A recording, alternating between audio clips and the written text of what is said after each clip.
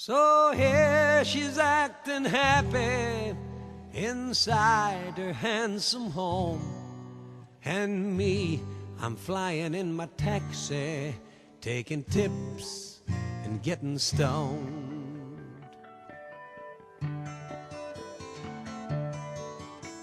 I got into town a little early, had 8 hours to kill before the show. First I thought about heading up north of the bay, then I knew where I had to go. I thought about taking a limousine, or at least a fancy car, but I ended up taking a taxi, 'cause that's how I got this far. You see, 10 years ago it was the front seat, driving stoned and feeling no pain. Now here I am straight and sitting in the back, hitting 16 Parkside Lane.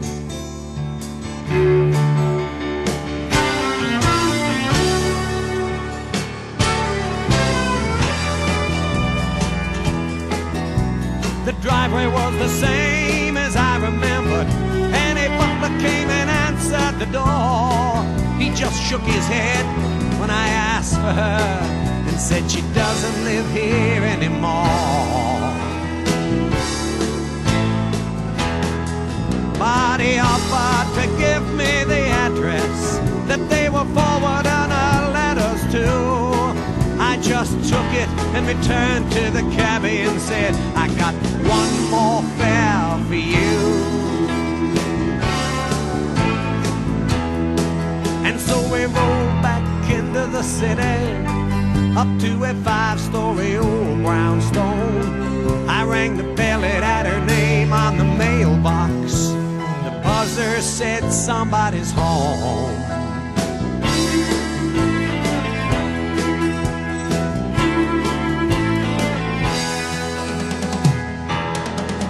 And the look on her face as she opened the door was like an old joke told by a friend. It'd taken 10 more years, but she'd found her smile, and I watched the corners start to bend. And she said, how are you, Harry? Haven't we played this scene before? I said, it's so good to see you, Sue. Had to play it out just once more. Play it out just once more.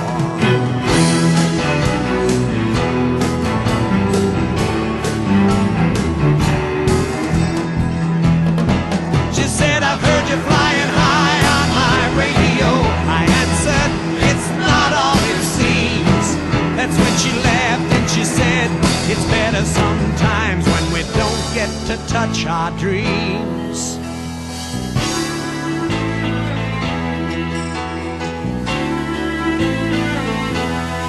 That's when I asked her, where was that actress?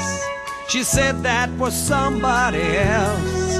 And then I asked her why she looked so happy now. She said, I finally like myself. At last I like myself.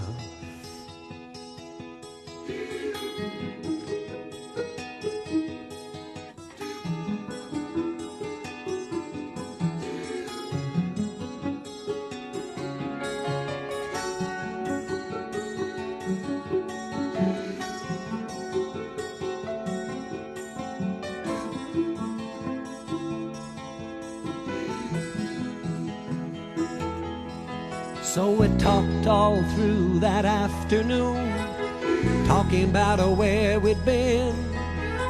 We talked of the tiny difference between ending and starting to begin. We talked 'cause talking tells you things like what you really are thinking about. But sometimes you can't find what you're feeling till all the words run out.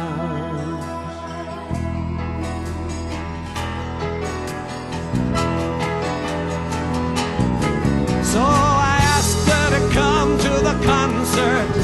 She said no, I work at night. I said we gotten too damn good leaving Sue. She said, Harry, you're right.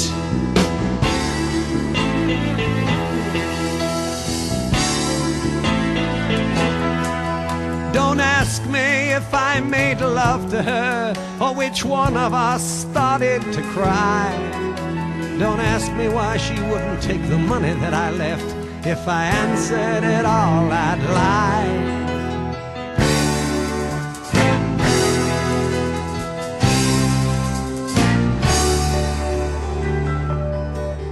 So I thought about her as I sang that night, and of how the circle keeps rolling around, how I act as I'm facing the footlights, and how she's flying with both feet on the ground. I guess it's a sequel to our story from the journey between heaven and hell, with half the time thinking of what might have been, and half thinking just as well. I guess